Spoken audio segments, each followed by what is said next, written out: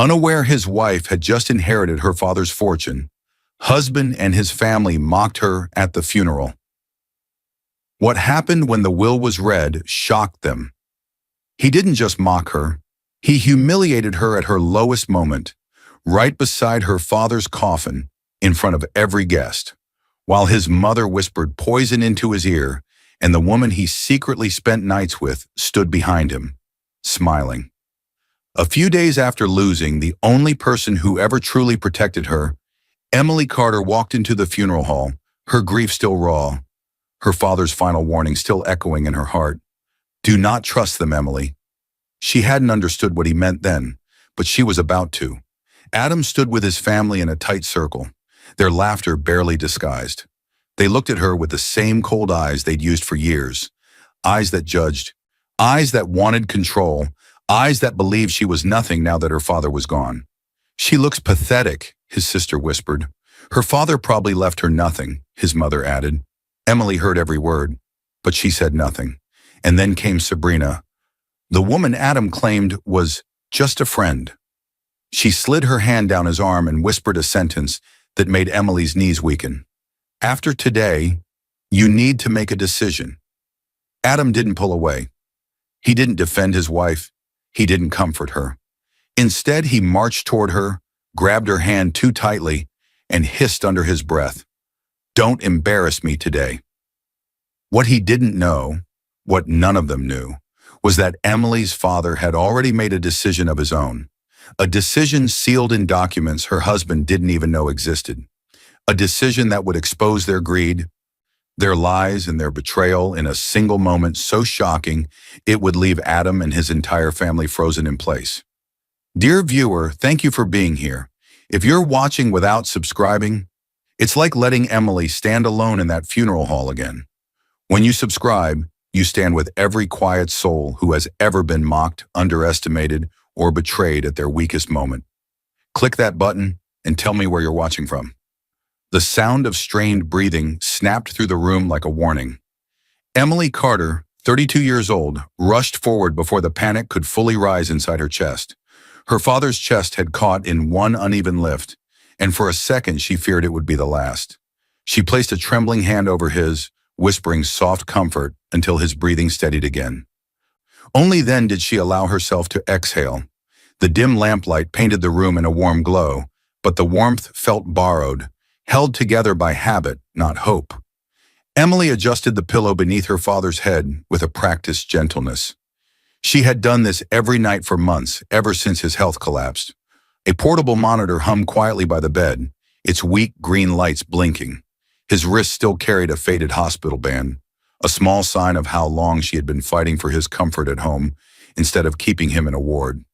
Emily wasn't the kind of woman who complained. She never had been. She had lived a quiet life, built on small sacrifices and quiet loyalty. Growing up as the only child of Henry Carter, she learned responsibility young. Her mother passed when she was 12, and her father filled both roles without hesitation. He showed her how to balance accounts, track household records, and read contracts, not because he expected her to need them, but because he wanted her to never depend on anyone blindly. Flashbacks blurred into the present as she sat beside him now. She remembered his calm voice teaching her how to sign her name correctly, how to read the fine print others ignored, how to stand firm when people tried to make her feel small. At the time, she thought he was teaching her adulthood. Now she realized he had been teaching her protection. Her father, even in weakness, held on to dignity. She had inherited that from him. Quiet strength, not money. She hadn't grown up wealthy. Her father managed a small family company and lived simply. Over the years, everything he earned, every property, every account, he placed carefully in arrangements she didn't fully understand. When she'd asked, he would smile and say, "You'll understand it when you need to." He never bragged, never boasted, but now she suspected he was preparing something he wanted her to know, something he had guarded fiercely. Tonight she read him an old letter she wrote when she was 16. He had kept it folded at the bottom of his drawer, the ink smudged by time but not forgotten. Her voice shook slightly as she read, remembering the girl she used to be, hopeful, sensitive, trusting. Her father's eyes opened a little, weak but focused. focused only on her. "Emily," he whispered, the word fragile but urgent. She leaned closer, brushing a stray gray hair from his forehead. "Yes, Dad? Listen to me. When I'm gone," his voice thinned like fading thread. "Promise me you will protect what I've protected for you." Emily frowned. His tone held something she didn't understand, something he was almost afraid to say. "What do you mean? Protect what?"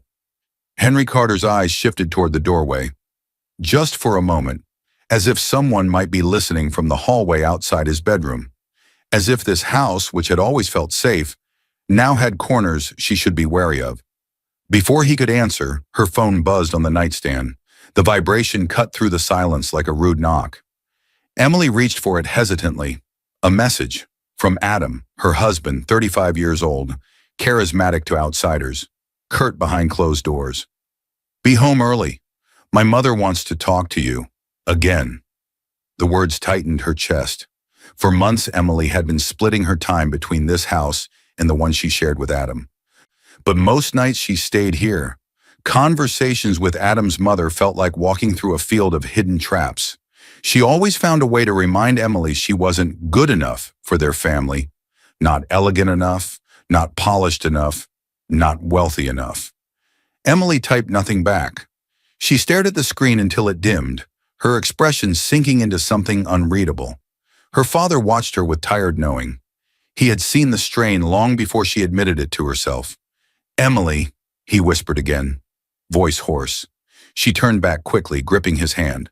"I'm here, Dad. I'm right here." His fingers pressed weakly against hers. "Do not trust them, Emily." The words struck the air like a blade. Emily stilled, completely.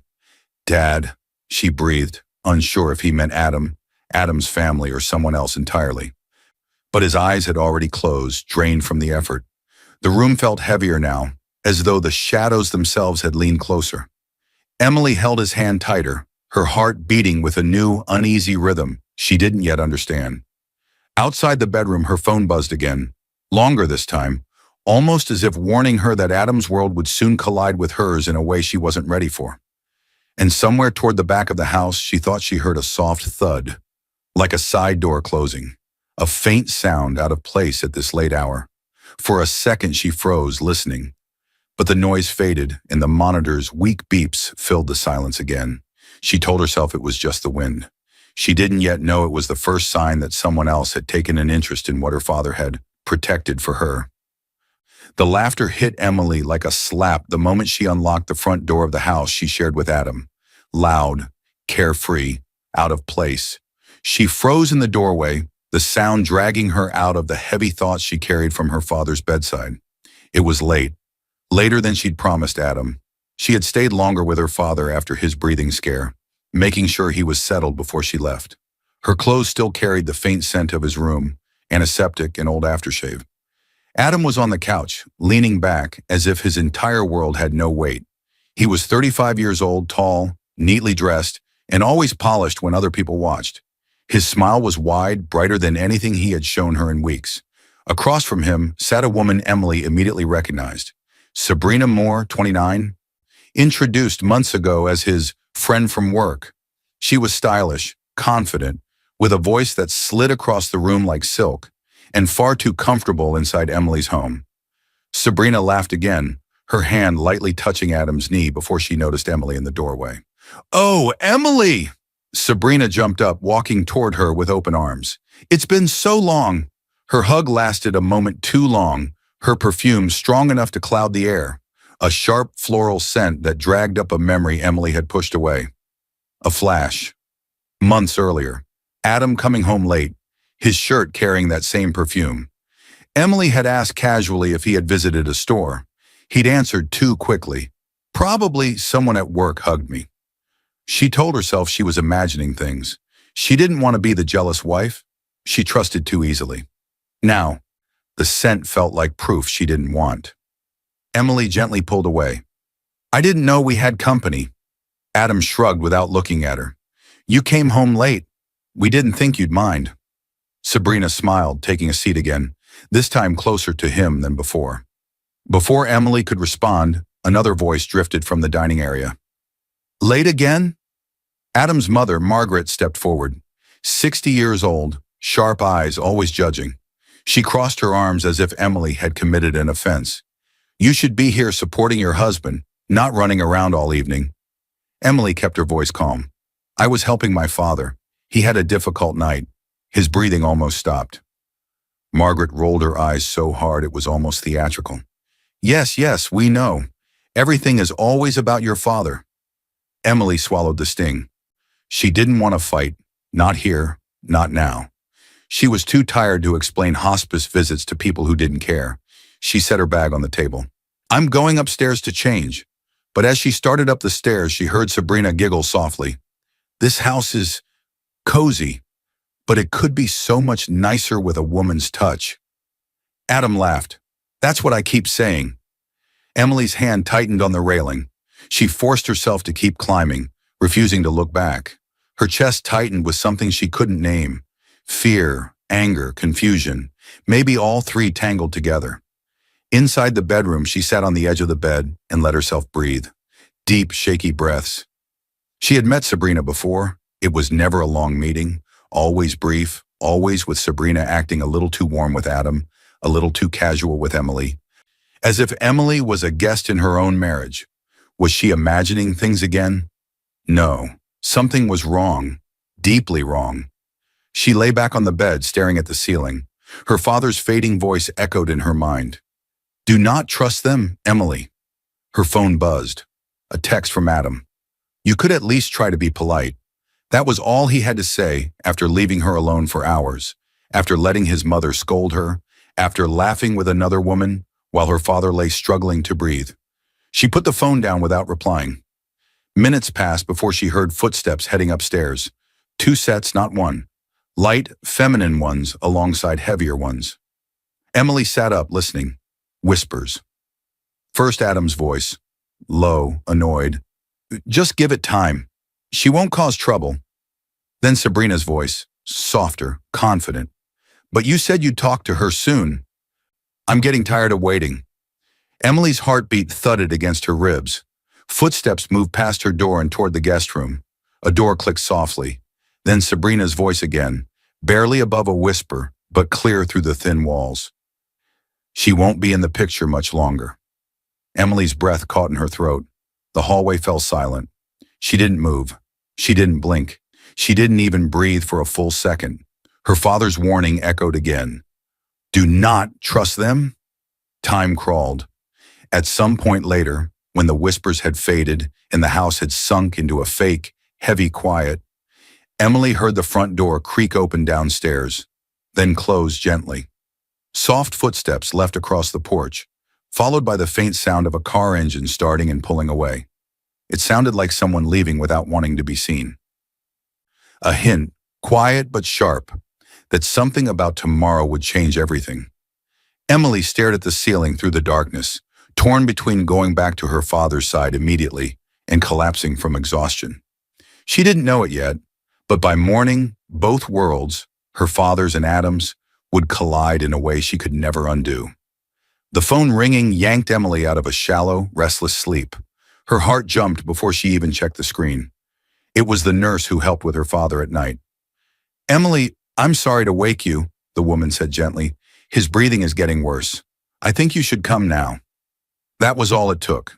Emily grabbed her keys with shaking hands and drove through the half-empty streets, the city still dark and quiet. By the time she burst into her father's room, the door slammed against the wall. The violent sound broke the fragile silence where her father lay.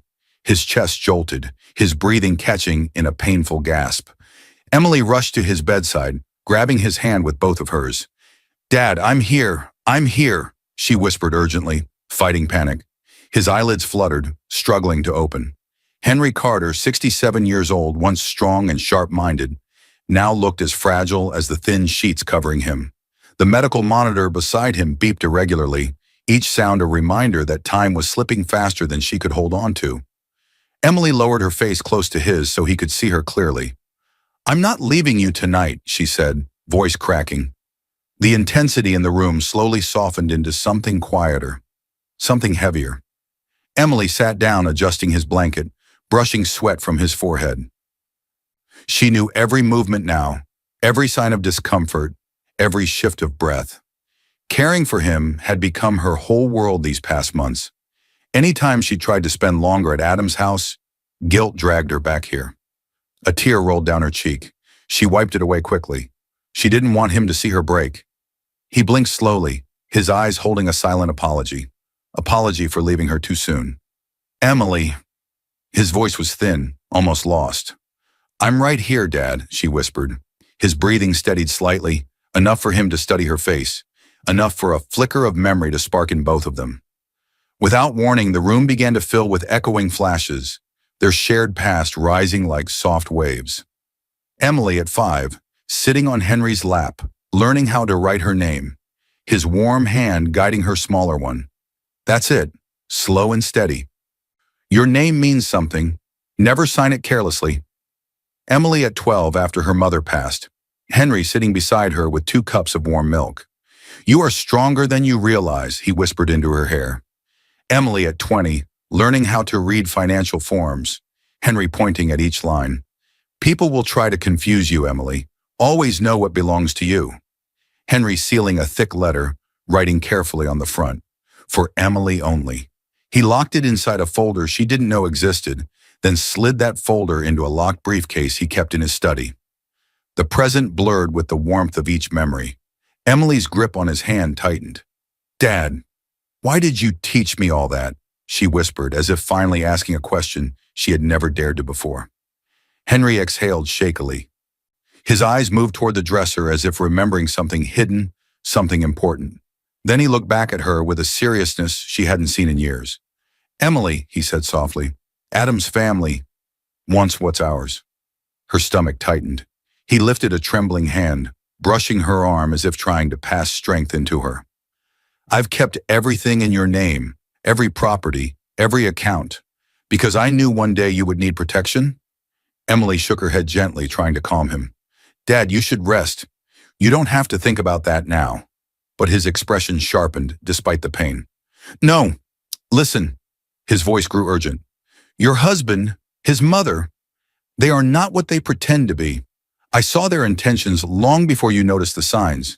They came to me more than once, asking questions about my company, my properties, like they were already counting what would be theirs. Emily's heart dropped. She remembered Sabrina's whisper from earlier. She won't be in the picture much longer. She had tried to dismiss it, but now her father's words dug into the same fear. Henry squeezed her hand with surprising strength. You must protect what I protected for you. His eyes watered, not from sickness, but from worry. I trust you more than anyone, he whispered, echoing the same words he had told her in her childhood. Then, his breathing changed, a sharp hitch, a painful choke. Dad? Emily stood up quickly, her breath fleeing her chest. Dad, talk to me. What is it? He struggled to lift his head. I need to tell you where the documents are. But the sentence never finished. His breath broke mid-word. His chest seized in a violent, uneven rise. Dad! Emily grabbed him, her voice shaking. Stay with me, please. The monitor beside him let out a sharp warning beep. He tried to speak, one more word, but only a weak rasp escaped. Emily's hands shook uncontrollably as she pressed the call button for the nurse and reached for her phone with the other, tears blurring her vision. She knew the ambulance would come, but some part of her already understood they might be too late.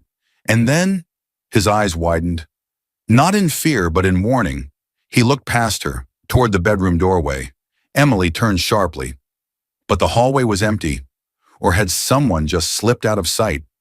She heard hurried footsteps further down the corridor, then a latch. A second later, somewhere outside the house, a car engine started, soft, quick, as if leaving before being noticed. In the stillness that followed, Henry's last breath trembled through the room, and something inside Emily broke and hardened at the same time. 3 days later, the world moved on as if nothing had happened. But Emily hadn't. She barely stepped into the funeral hall before it hit her. A wave of harsh whispers that sliced through the air like sharp glass. It wasn't grief. It wasn't sympathy. It was judgment. Dozens of eyes followed her, tracing her steps as if she were a stranger walking into the wrong room. The air felt dense, heavy with unspoken opinions. Her father's portrait stood at the front, framed, gentle, proud, but the warmth she once felt around him didn't reach her here. The intensity of the moment forced her still. She gripped the edge of a chair to keep herself standing. Then she saw them. Adam and his family. Grouped in a corner like a cluster of polished statues, smirking, whispering, watching her instead of honoring her father.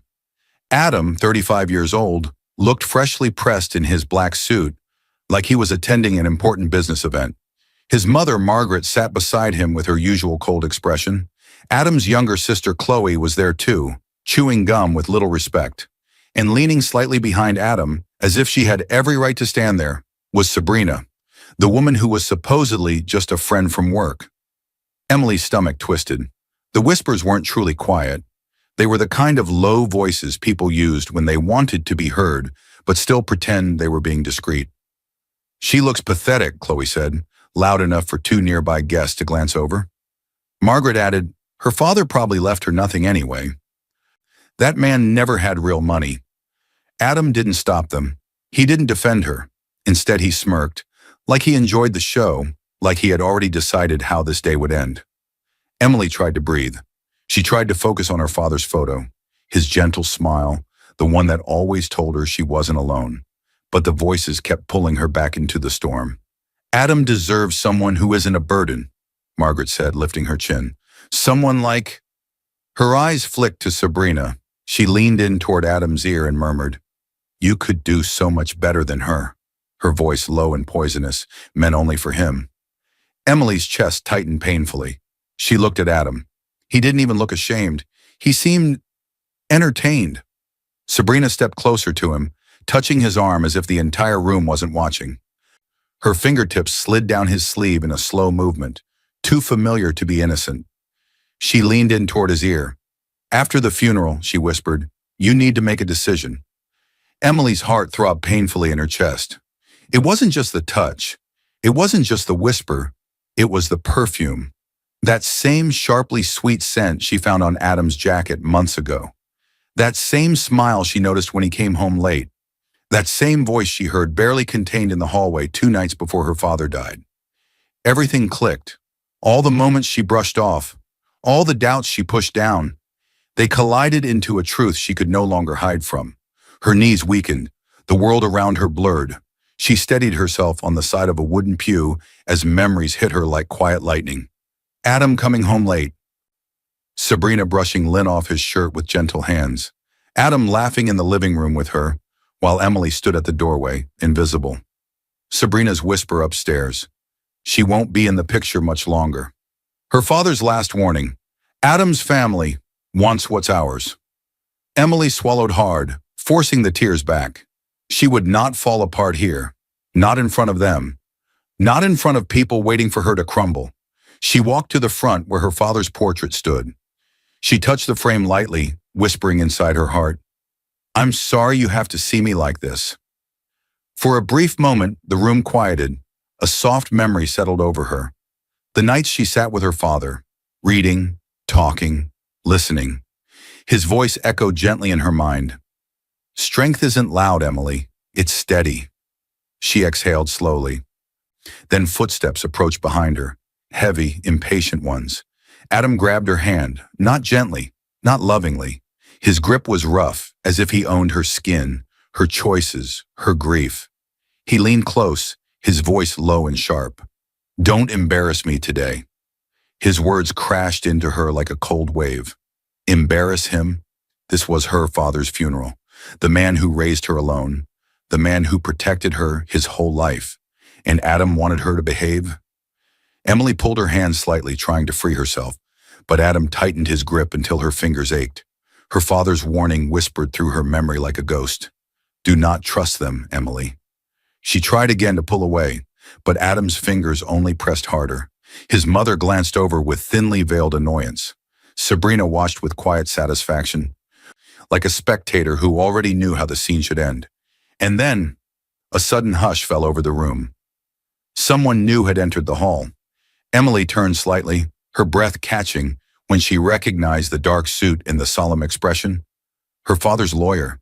He walked toward her slowly, carrying a sealed folder under his arm. And his eyes were locked on Emily, as if he knew something the others didn't, like he was carrying the message her father never got to finish, a message that would break everything open. Emily shut the bedroom door behind her with force, her breath unsteady, her hands trembling so badly she had to grip the dresser to stay upright. The humiliation from the funeral still burned inside her.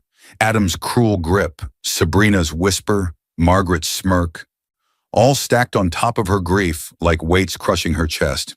She had come straight back to her father's house after the funeral, claiming she needed to sort his things. Adam hadn't argued. He was too busy speaking in low tones with his mother and Sabrina near the lawyer. The moment she stepped into her father's room, the noise of the hall felt miles away. But something else burned too. Her father's warning. Do not trust them, Emily. The intensity of his voice, so weak and yet so urgent, echoed in her mind until it drowned out every other thought. She forced herself to move, to breathe, to do anything except fall apart. She crossed the room, heading toward the wooden chair beside her father's bed. She sank onto it slowly, letting the stillness of the room wrap around her like a cold blanket. Everything in this room held her father's presence, the faint scent of his aftershave, the stack of books he never got to finish, the small frame photo of her mother on the table, the briefcase in the corner that she remembered from childhood but had never seen open. Emily brushed her hand across the quilt, remembering the calm nights she spent here reading to him, talking about old memories, laughing through pain. But now she felt something different, something she had felt growing since the funeral began. A shift, a spark, a quiet anger forming under her sadness. She began gathering his belongings with gentle hands, organizing them into small piles. Each object carried a story. His glasses, the watch he'd worn for decades, the pen he used to sign every important document. Then she noticed something wedged behind a stack of books on the second shelf, an envelope, cream-colored, unopened, and written in her father's careful handwriting, for Emily only. Her breath caught. Slowly she picked it up, running her thumb along the sealed edge as if she were touching something sacred. She opened it with trembling fingers. Inside was a folded letter, handwritten in blue ink. Emily unfolded it carefully, afraid the words might fall apart if she rushed. The first line stole her breath. My dear Emily, if you are reading this, it means I have left you sooner than I wanted. Her throat tightened. She blinked away tears and read on. I need you to know that I've ensured your future is safe. Everything I built, everything I protected, all of it is yours. You will understand the details soon. Her hand shook as she turned the page. There are people around you who are not what they pretend to be. Do not let Adam's family near any documents. They have always wanted control, not love. I have already signed the final version of my will with Mr. Thompson. He knows exactly what to do. Emily's stomach twisted. Her father had known. He had seen through them long before she did. Another flash of memory surfaced, a conversation she had forgotten until now. Emily at the kitchen table years ago, her father sipping tea as he watched her. Remember this, Em, he said softly. Greedy people reveal themselves during funerals. That's when masks fall off. She hadn't understood then. Now she did. Emily pressed the letter to her chest, tears slipping down her cheeks, not just from grief, but from clarity. Her father had been protecting her even in his last days. He'd been preparing her for the very moment she faced today. She wiped her tears and reached for her phone. She called the only person who could answer the questions burning inside her, the family lawyer. He picked up on the first ring. Mr. Thompson, Emily whispered, I found a letter from my father. He said you would explain everything. He mentioned the will. There was a long pause on the other end, a heavy pause, the kind that held secrets. Then his voice, low and steady. Emily, I'm glad you found that letter. Your father asked me to wait until after the funeral before we read anything official. You need to come tomorrow. There are things you don't know. Her pulse quickened. What things? He exhaled slowly as if choosing his words. Things your father kept hidden to protect you. The will, the changes he made, and another message he left with me. separate from the one you're holding. Emily's fingers tightened around the phone. Before she could ask more, he said softly, "And whatever happens tonight, do not let anyone near your father's documents or that briefcase in his room. Adam's family has already tried to ask questions they have no right to ask." The line went silent. Outside the room, a floorboard creaked, slow, deliberate, as if someone was standing just beyond the door. Emily's breath hitched. She turned her head toward the doorway, heart pounding, letter clutched in her hand. Someone knew more than they should, and tomorrow when the will was read, they would all find out exactly what Henry Carter had done. The morning exploded with noise before Emily even opened her eyes. Doors slammed. Voices clashed in the hallway. Footsteps stomped across the floor like a small storm circling outside her room. Emily shot upright, heart racing. For a second, she forgot where she was. Then she remembered. Her father's house. The same house where she had held his hand during his last breath. The same house where she'd found his letter.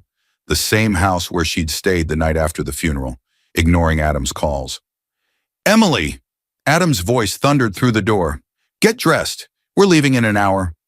Her breath caught. The force in his tone didn't sound like a husband speaking to his wife. It sounded like a man who believed he had everything under control. She opened the door slowly. Adam stood there already in a dark suit, hair slicked back, jaw clenched with impatience. Behind him hovered Margaret, his mother, arms crossed, chin raised, wearing a black dress she somehow made look judgmental. Beside them, to Emily's shock, was Sabrina, dressed more like she was going to brunch than a legal meeting. She held a small handbag and smiled sweetly. Too sweet, too confident, too comfortable in a place she didn't belong. Emily froze for a moment, not expecting to see Sabrina there at all. Adam noticed her expression. "She's coming with us," he said quickly. "She's been supporting me while you've been distracted." Distracted, taking care of her dying father. Emily said nothing. If she opened her mouth, she wasn't sure silence would survive. She thought of Mr. Thompson's voice from the night before. "Your father asked that everyone who could try to influence you be present when we read the will." It made sense now why Adam was so eager. He thought the reading was about him. Sabrina stepped forward, touching Adam's arm gently. "We're all here for you," she said, deliberately loud enough. "This meeting is stressful. You shouldn't go through it alone." Margaret nodded as if Sabrina were a daughter-in-law she approved of. "Exactly. Today is important. Your father left a mess, and we deserve to know how much of it affects us." Emily's breath tightened. Us? Her father owed them nothing. But she swallowed her anger. This was not the moment to fight with people who had already shown their greed in every way possible. She dressed silently, choosing a plain black blouse and slacks. The mirror reflected tired eyes, but there was also something new in them. Resolve. While getting ready, her mind replayed the night before. The letter she'd read, the line that said, "Everything I built. All of it is yours," and the calm, practical tone in which Mr. Thompson told her they would meet today. On his advice, she had also spoken briefly with another lawyer in his firm. The divorce papers now sitting in her bag were the quiet proof that she was done being blind. The drive to the lawyer's office was heavy with tension. No one spoke. Adam stared out the window, tapping his foot impatiently. Sabrina kept glancing at him, smiling softly whenever he met her eyes. Margaret inspected her nails, completely relaxed, like a queen waiting to claim her kingdom. Emily kept her gaze fixed on the road ahead. Her father's words echoed quietly inside her. "Protect what I protected for you." When they arrived, the lawyer, Mr. Thompson, a calm man in his early 60s, greeted them at the door. He knew Emily well. He had served her father for over 30 years. "Thank you for coming," he said softly to Emily first, with a respectful nod that made her feel seen, then paused when he saw Adam's family trailing behind her. "And they are here as well?" he asked carefully. Adam stepped forward before Emily could answer. "Of course we're here. This concerns us too. We're family, and Sabrina is a close friend." Sabrina offered a polite smile, like she belonged. Mr. Thompson gave a polite but thin smile of his own. "Mr. Carter specifically requested that the will be read with everyone present," he said. "Every person who might Attempt influence. Emily's breath steadied. Her father planned this. He knew exactly who would try to twist things when he was gone. They followed the lawyer into a conference room with a long wooden table. A thick folder sat at the center, along with a small stack of sealed envelopes. Adam sat at the head of the table without asking. Sabrina took the seat next to him, crossing her legs gracefully. Margaret sat on his other side. Emily quietly sat at the far end, directly across from the lawyer. She didn't need to sit close. She didn't need to be loud. Her father had already prepared the truth. Margaret leaned back in her chair, smug. Finally, we'll be rewarded for tolerating her father all these years. Sabrina smirked, tilting her head. Long overdue, if you ask me. Emily's jaw tightened, but she kept her face calm. She rested her hand lightly on her bag, feeling the folded weight of the divorce papers inside. Whether Adam inherited anything or not, he would not be staying in her life. Mr. Thompson opened the folder. The room stilled. His eyes moved slowly across the table until they reached Emily. There is something I must read first, he said. Adam leaned forward. Just get to the part about the inheritance. Mr. Thompson ignored him. He lifted a sealed document marked with Henry Carter's handwriting. Before anything else, he said, voice steady, Mr. Carter left a private message for his daughter to be read in front of all of you. Every person at the table stiffened. Adam's hand stopped tapping. Sabrina's smile froze. Margaret's eyes narrowed, and Emily felt her heartbeat surge. The lawyer broke the seal. Inside was a letter her father wrote with the same careful hand he used for everything important. As he unfolded it, Emily felt the air shift around her. Something was coming. Something her father wanted her to hear first. The room cracked open with tension the moment Mr. Thompson unfolded the letter. Not slow, not gentle, but sharp, like a blade drawn across the air. Emily's breath caught as the paper rustled. Adam's fingers tightened on the table edge. Sabrina straightened in her seat, suddenly alert. Margaret's lips pinched into a thin line. Mr. Thompson lifted his eyes, steady and unreadable. This, he said, is the message your father insisted be read before the will. He began to read. To my beloved daughter Emily. The room fell silent instantly. Margaret shifted uncomfortably. Sabrina crossed her arms. Adam stared straight ahead as if pretending the words weren't directed at his wife. You have been my greatest comfort, my peace, my pride. Everything I built was always meant for you. Emily blinked, tears burning the edges of her eyes. Even now, even gone, her father's voice felt like home. But the rest of the room was cracking. Mr. Thompson continued. I changed my will months ago after seeing things I hoped I'd never have to witness. Margaret's eyes snapped toward Adam. Adam stiffened. Sabrina swallowed hard. Emily didn't move. She didn't speak. Her heart pounded, but her face remained calm. She remembered her father's warnings, his shaken voice, his fear. Mr. Thompson read on. I saw the truth of the people around you. I saw the cruelty, the greed, the disrespect shown toward you, even while you cared for me with every part of your heart. Margaret bristled. He misinterpreted. Mr. Thompson raised a hand. Let me finish. He unfolded the last page. Adam once spoke about me as if I were nothing but a walking wallet. A loud gasp slipped from someone in the back of the room, one of the junior staff standing by the door. Adam's face drained of color, his mouth open, but no words formed. Emily's heart tightened. A memory flashed. Her father lying weakly in bed one afternoon, weeks before he died. Voices drifting in from the hallway. Adam and Margaret speaking, thinking he was asleep. You don't need to worry, Adam had said. When he's gone, everything falls into our hands anyway. He's just a walking wallet. Emily hadn't heard those words then, but her father had, and it broke him.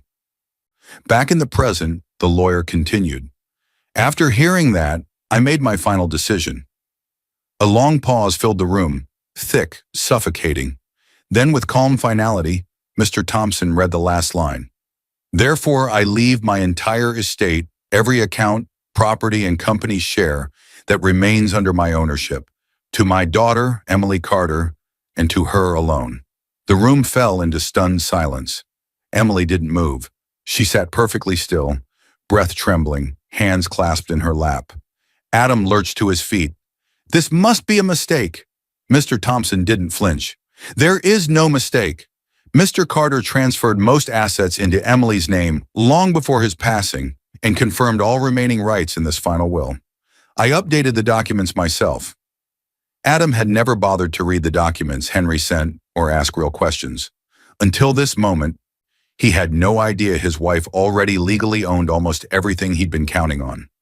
Sabrina's smile vanished. Her hands gripped the armrests until her knuckles whitened. Margaret hissed, "He wouldn't do this. He knew we were family." Mr. Thompson calmly closed the letter. Mr. Carter was very clear about who he trusted. He asked that you all be here so there would be no confusion and no rumors. Adam turned to Emily, fury and fear mixing in his eyes. "Did you know about this?" Emily met his gaze quietly. "No, but my father tried to warn me." A low whisper traveled across the room. "She owns everything?" Adam swallowed hard. "This changes nothing." Sabrina cut in sharply. "It changes everything."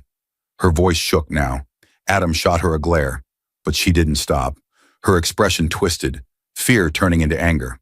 "So what now?" she demanded. "We just lose everything." Margaret slammed her hand on the table. "This can't be legal." "It is," Mr. Thompson replied. "The documents were signed months ago, witnessed, filed.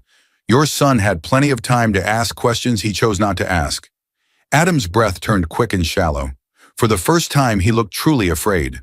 Emily watched him quietly, and in that moment, something inside her settled. Something strong, something her father always believed she had. Mr. Thompson continued speaking about legal procedures, final expenses, transfer dates, but Emily didn't hear most of it. Her focus sharpened to one cold, steady line of thought. Adam used her. His family mocked her. Sabrina stood beside him like a woman claiming territory that wasn't hers. And her father, her only protector, had been right all along. Adam leaned closer. Voice low enough only she could hear. "You know I need this," he whispered harshly.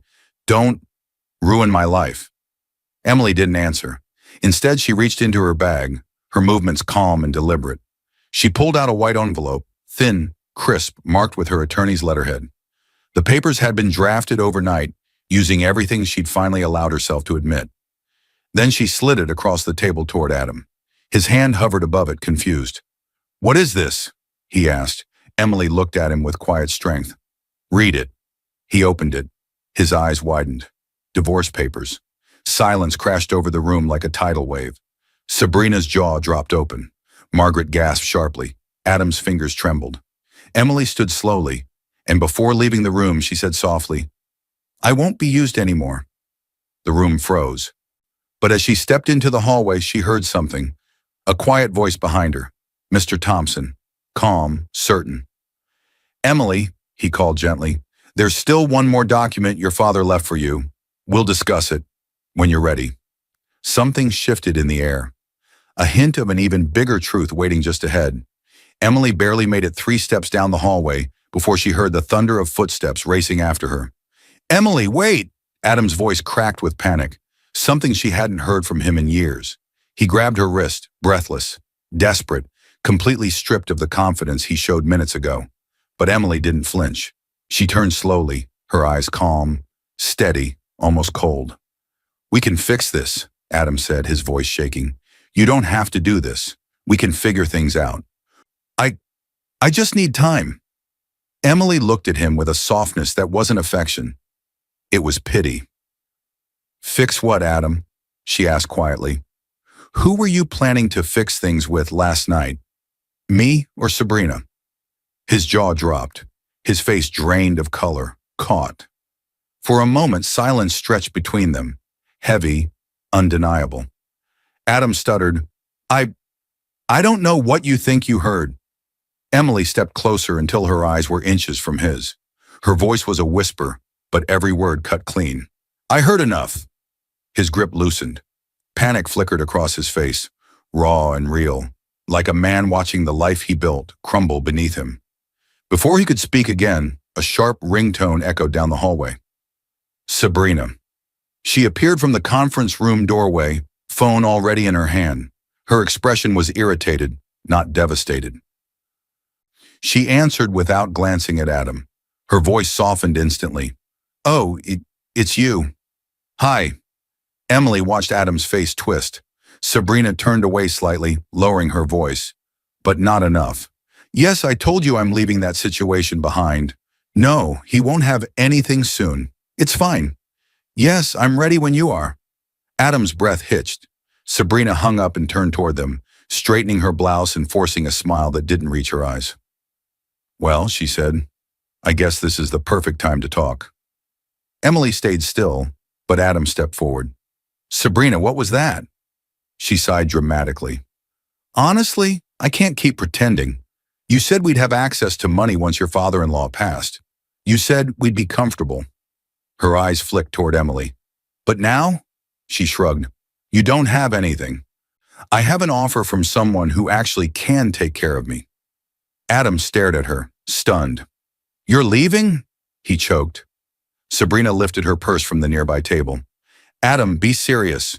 You're not useful to me anymore. The hallway went still. Emily didn't move. She didn't need to. Every truth she had quietly suspected was breaking open without her lifting a finger. Sabrina walked past Adam as if he were a stranger, heels clicking sharply, each step another wound. At the doorway, she paused just long enough to add, Next time, don't promise things you can't deliver. And then she left. Adam collapsed back against the wall, hands on his head, breathing hard. He looked destroyed by greed, by betrayal, by the mess he created. Emily watched him, her face unreadable. This was not victory. This was truth. Margaret's voice shattered the silence. Adam, what have you done? She stormed down the hallway, eyes blazing, her elegant posture replaced with fury. You idiot, she hissed. You let everything slip through your fingers. This should have been ours, everything. We tolerated her father for years because we thought. Emily stared at her. Margaret froze. The words hung in the air like poison. We tolerated her father. The truth, the greed, the arrogance. It was all out now, without Emily pushing for a single confession. Margaret grabbed Adam's arm, shaking him. Fix this. Fix it. Adam looked broken, eyes red, voice cracked. I tried, but she won't help us. Margaret turned to Emily with sudden desperation. Emily, please, think of the family. Emily's voice cut through her pleading. I did, for years. Margaret faltered. Before the argument could continue, Mr. Thompson approached from the conference room. Calm, steady. Mr. Carter, he said to Adam, your father-in-law made very clear legal arrangements before his passing. Adam stood up straighter, fire returning to his eyes. I still have rights. Mr. Thompson's expression didn't change. No, he said gently but firmly. You have no legal claim to Mr. Carter's estate. Everything was transferred to Emily lawfully, and the will confirms it. The hallway fell silent. Adam stared, helpless, shaking, disbelieving. Emily stepped back, her breath slow, steady. Mr. Thompson turned to her. For now, he said quietly, let's focus on settling your father's affairs. The divorce and any further action will be handled in court. Emily nodded. Her world was shifting, but for the first time, it was shifting in her favor. Later, as she waited near the office entrance for a taxi, her mind drifted back to her father's room, the briefcase he kept, the way he had once rested his hand on it and said, if anything ever happens to me, this holds the rest. Something else was coming, something not just about money, but about what her father wanted her life to look like after all of this. And for the first time, Emily felt ready to hear it. The judge's gavel slammed down so hard the sound shot through the courtroom like a gun going off. Order! Everyone in the room jumped except Emily. She didn't flinch. She sat perfectly still at her table, hands folded, eyes calm, waiting for the final blow of truth. Weeks had passed since the will reading. Adam had refused to accept the outcome quietly. He challenged parts of the will, tried to delay the asset transfers, and dragged the divorce into court, still hoping he could claw something back. Now here they were. Adam, sitting at the opposite table, looked nothing like the proud man he once pretended to be. His suit was wrinkled, his face pale, his hands trembling. Margaret sat behind him with a frozen expression of disbelief. Their world was collapsing, and the courtroom felt like the only place left where the truth still mattered. Mr. Thompson, her father's lawyer, stood tall and ready beside Emily's divorce attorney. He held a thick binder in his hands, the one containing every piece of proof that needed to be shown. The judge glanced between them. "We will now hear the supporting evidence regarding the divorce filing and financial claims." Adam swallowed hard. "Your Honor, she's twisting everything." The judge raised a hand. "You will speak when spoken to." Silence dropped again. Mr. Thompson opened the binder. "Your Honor," he began, "what you will see today are not accusations.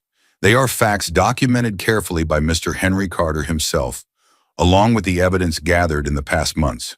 He placed several photographs on the evidence screen. A hush swept through the room. Photos of Adam with Sabrina, hands intertwined, kisses exchanged, late-night meetings in parking lots, dates stamped in the corners, photographs taken well before Henry passed away, while Emily was busy taking care of her sick father. Adam's mouth fell open. "Those were taken out of context." Mr. Thompson didn't look at him. He turned the page.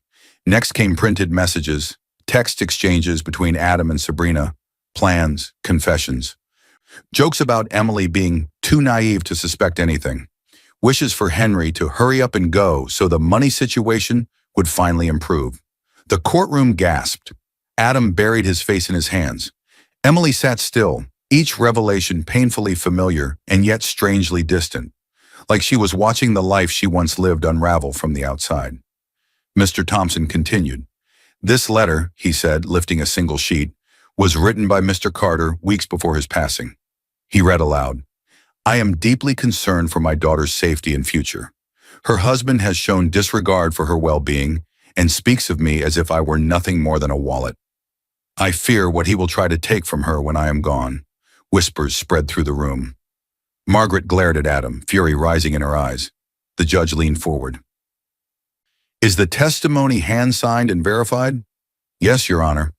"And does the financial documentation confirm Mr. Carter's assets belong solely to Emily Carter prior to his passing?" Mr. Thompson handed the judge a stack of financial records. "Yes, every property, every account, every investment, everything was in Emily's name before Mr. Carter died. The will confirmed any residual rights and excluded Mr. Adam Carter entirely." The judge reviewed the papers, his brows lifting with surprise. "So Adam Carter," the judge said slowly, "had no legal claim to any portion of the estate?" "Correct." Adam's breath broke in a small, strangled sound. His lawyer tried to speak, but the judge gave a firm nod, the kind that meant finality. Then the court recognizes the will and financial documentation as valid. The estate belongs entirely to Emily Carter. Emily closed her eyes for a moment. Just a moment, long enough to feel her father's presence, long enough to breathe in the justice he'd fought quietly to give her. But the judge wasn't finished. "As for the divorce proceedings," he said, lifting the file, "based on the overwhelming evidence of infidelity, manipulation, and intent to exploit Mrs. Carter for financial gain," he stamped the papers with a firm, echoing thud. "The divorce is hereby granted." A sound escaped Adam, half sob, half plea. Emily opened her eyes. Everything was finally over. Mr. Thompson placed a gentle hand on her shoulder before stepping back. She nodded in gratitude, her heart steady now. She had stood through grief, betrayal, humiliation, and survived. People in the room whispered, "She didn't deserve that. He only wanted money." Good for her. Public truth, public justice. Her father would have been proud. Emily stood, collecting her bag calmly. She walked toward the exit with quiet grace. But before she reached the door, she heard frantic footsteps behind her. "Emily!" She stopped. Adam rushed toward her, breathing hard, tears streaking down his face. "Emily, please!" he begged, voice breaking. "Please don't leave me like this. I have nothing left." She turned slowly, her expression unreadable. His eyes were desperate, wild, searching for the woman he once controlled. But the woman standing before him now was not the same. Not broken, not afraid, not his. Emily stepped forward, her voice soft but unshakable. "You chose this." Adam reached for her arm, but before he could touch her, a firm hand grabbed his wrist. "Mr. Thompson." "Step back," the lawyer said quietly. "You have no rights here. The court has decided." Adam's eyes widened with dread, and from the corner of the room a shadow moved, someone approaching with a document in hand. A new envelope sealed with a crest Emily recognized too well. Her father's company crest. A final truth waited. Something her father had left behind that she hadn't seen yet. The courthouse doors slammed open behind her with a force that made everyone nearby turn. But Emily didn't. She didn't need to look back. She didn't need to see the chaos she left behind. She stepped out into the sunlight, letting the warmth hit her full on the face like a long-awaited breath after years underwater. For the first time in months, maybe years, the world felt still. Her hands, which had been shaking through funerals, confrontations, lies, and courtroom battles, finally relaxed at her sides. Her heartbeat softened. Her shoulders dropped from the weight they carried. She stood there on the courthouse steps, 32 years old, freshly divorced, legally protected, and finally free. Behind her, muffled voices echoed through the thick courthouse doors, angry ones, panicked ones, voices that used to control her, belittle her, shame her. Not anymore. Emily closed her eyes, and in the quiet of her mind, a memory rose, soft, warm, and steady. Her father's voice. "Strength isn't loud, Emily. It's quiet, steady, and undeniable." Her lips curled into the smallest smile. He had been right. She didn't need shouting. She didn't need revenge through cruelty. She didn't need to win by tearing others apart. She won by standing. She won by surviving. She won by listening to his final gift, the truth. She opened her eyes again. Across the courthouse window, Adam appeared. Pale, hollow, broken. He stood behind the glass like a man trapped in a cage of his own making. He had nothing now. No money, no family who believed in him, no mistress to run to, and no power over her. Margaret wasn't with him. She had stormed out earlier, screaming at him for ruining everything. Sabrina had disappeared long before the judge stamped the divorce papers, leaving Adam mid-sentence without a second glance. He was alone, completely. His eyes found Emily through the glass. He lifted a hand, not in anger this time, but in pleading. Emily didn't move. He mouthed something. Please. Another plea. One he should have made years ago, when she was still fighting for their marriage, still trying to keep them together, still believing in him. But now, she simply watched him in silence. She had already given him enough. Emily turned away, her hair catching the sunlight like a soft halo. Her steps were slow, steady, confident, every one of them a goodbye to the girl who once lived for someone else's approval. Halfway down the steps, a gentle breeze brushed across her face, carrying with it a familiar warmth, almost like a hand she once held. Her father's voice whispered through her memory, "My daughter, never let cruelty shrink your heart. You were always meant for more." Emily breathed in deeply. Her father was gone. Her marriage was gone. Her fear was gone. But she was still here, stronger, clearer, unshakable. She reached the bottom step and paused. Something inside her shifted. Not fear, not sadness, but acceptance. A new chapter waited, a life her father built for her with love, protection, and trust. Emily walked forward without looking back. Behind her, the courthouse door creaked open again. A familiar voice, Mr. Thompson's, called out softly, "Emily, when you're ready, there's one more thing your father left for you. It arrived today, the documents with his company's crest. It's about your future, not your past." Her steps slowed. One more thing. She turned her head slightly, not enough to look back, just enough to let the possibility sink in. Her story wasn't done yet. Something else waited. Something her father had planned, long before anyone realized it. I hope you enjoyed watching it as much as I enjoyed creating it. Like, share, and comment on the lessons you've learned. Let me know where you're watching from in the comments below. See you in my next video.